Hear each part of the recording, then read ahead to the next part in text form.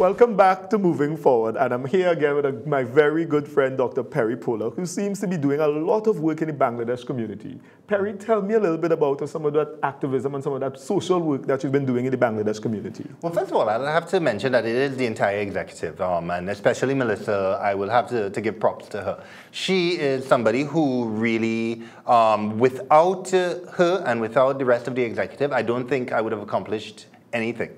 So I must admit, we've done a lot in the Bangladesh community because I think it's an area that has the most needs as I see at the moment. I know there are other communities which also have needs, and I think we will get to those communities in time. We can only do what our two hands allows us to do. So we also got dental surgery for another person, and we're currently working on someone who has a optic tumor, and we've gotten funding for him to do an MRI, and we're trying to channel him through the medical system so that he can get treatment. And thank you to Dr. Imran Aziz for facilitating this.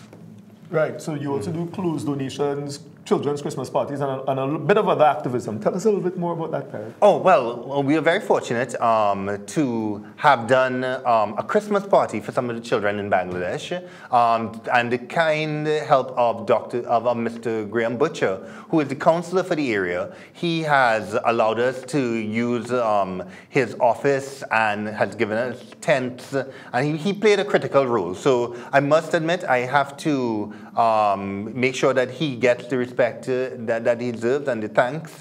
I think he's the sort of person that within the community you need somebody established in a community to do work. I am an outsider, and I'm willing to come in, but I work with people. And here we have some pictures of some children having a very good time at the Christmas party. The toys were donated by the COP. And I would like to thank Anne-Marie Mora for all the hard work she put in to give all constituencies toys to distribute for Christmas. And that's a picture of Melissa there. And that's a picture of the crowd. But we had a lot of children. There are a lot of children in that Bangladesh community. And it is very heartening to see young children and lots of smiles, but we also have to take in consideration that these are at-risk children, and there needs to be social interventions into communities like this to ensure that these children grow up to be productive citizens and have very, very meaningful lives. I think we owe it as a country to make sure that everyone has a good and productive life.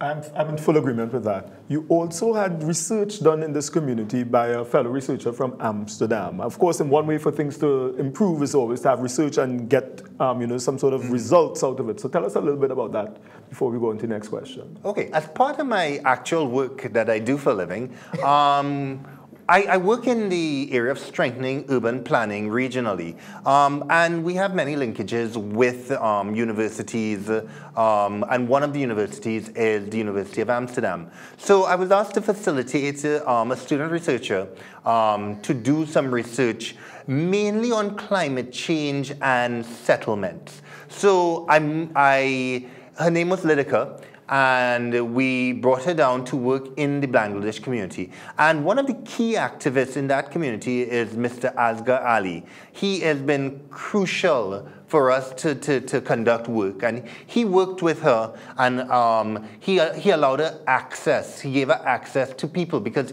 he's the sort of person that people respect in the community. And because she was with him, she was safe.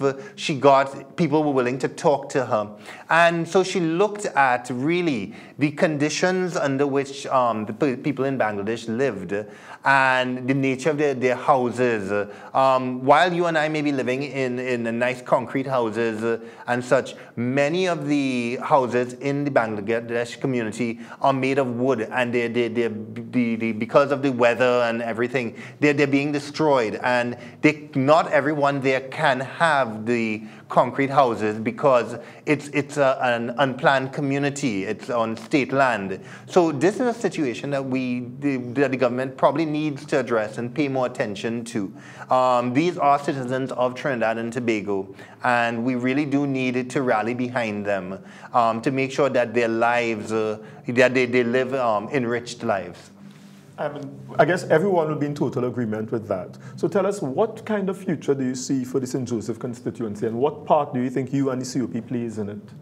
Well, I think that the St. Joseph community, St. Joseph in itself, because of its historical significance as the first capital of Trinidad and Tobago, has a lot to offer. I do some work in the East Port of Spain community a little bit. I'm engaged in a little bit of a planning process whereby what we're trying to do is use built heritage, such as, for example, Fort Picton or the Panyards and such. We're hoping and use these items to really catalyze entrepreneurship. Now, we've been working, we are hoping that these projects come to pass. But if we look at the St. Joseph community in particular, you're talking about, there's a lovely church there. But before that, there was a church, there was a plaza, there was the first government house. There were important structures in our history there. You go back even, the person who founded St. Joseph, the name of St. Joseph is San Jose de Orena, and the person, Don Orena, was in search of El Dorado in South America. Now, I would have told him, take a maxi and just head in that direction, but he was looking for it in Guyana. Well, there's El Dorado in Guyana, but the point being, there are so many important events that happened in St. Joseph. There was a slave, a person, his name was Dagger, and he refused to be recognized as a slave. And he held a rebellion with the assistance of fellow Africans in the West Indian Regiment. And they held a rebellion against the British. And these are things that people may not be aware of, but we need to commemorate these things. So I think there are ways of using this history to, let's say you get tours coming into the area, and you give people the opportunity to set up little businesses, whether it be vending, whether it be something. But by bringing people to communities, you create business. And I think by ensuring that there's more business in the communities, I think that will go a long way in improving the social outlook for these communities. Seems like you have a very good plan for the community. So you see yourself and the COP playing an instrumental role in that particular activity. Well, at this stage, I think what we're trying to do is advocate for certain things. I know the government has a growth pole strategy, so I can see that may just tie into it, that I know that this government, with that growth pole strategy, once they execute it, will lead to proper economic development in this country. And I could see St. Joseph capitalizing on it at a later stage. But you know, you have to start with small steps, and then you have to move on. So I think one day, someday, that will be part of the plan. I'm hoping. It's one of the things that I would like to advocate for. Even historically, if you think about it, because it was the first capital, why can't, if the government is decentralizing, why can't we have a ministry in St. Joseph, such as public utilities or local government, that will allow us to say, hey, you know, it will create employment opportunities for people in the community. Excellent. So, Perry, you will always need assistance. So if it is that there's anyone out there willing to get in contact with you, how can they do so, get in contact with you and your executive? Well, my email address is perrypola@gmail.com. So it's very simple. My phone number is 321-2971. So it's very easy to get in contact with me. Or just contact the COP head office, and they will provide you with my number. To going back, we just had a dental clinic in the community. Once again, thank you to Dr. Surendra Rampasad and the fellow dental practitioners, Vashish and Dion. they really did a wonderful job just screening people, because of that, people know what further work they need, and then these guys are going to follow up on the cases. These are very, very cute children in the community. Yes, that is Vashish, I believe. Yeah, having an interview, and that's Dion. Yes, and in the background we have Kerry, our youth officer, taking notes.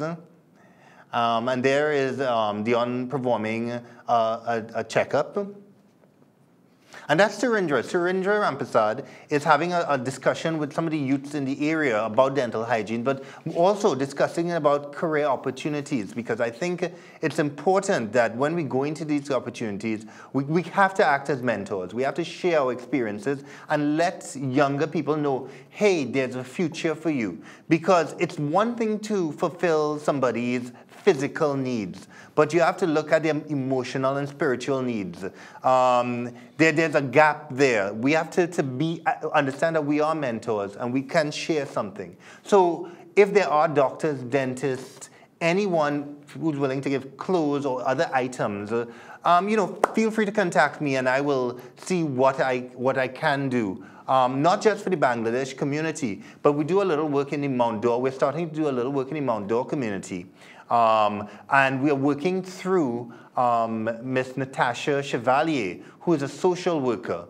I really do believe that you have to interact with the people on the ground because they know better. I may come in with my bright ideas thinking I can do this and that, but you have to take the opportunity to listen to people. Yes. So, Dr. Pola, I'd like to thank you so much for coming here tonight. I had another really important question to ask you, and I think I'll actually squeeze it in for a second, but I will actually think that I may have to bring you in another time for us to wrap up. Okay? So, Dr. Pola, thank you so much for coming today, and hopefully, again, we might be able to bring you back again where I can look at things from a different slant. Sure. Perry, thanks so much for coming. It was a pleasure, Nigel. All the best. And thank you, Trinidad and Tobago. Okay, we'll go to a break now, and when we come back, we're going to head into some other things that the COP has been up to.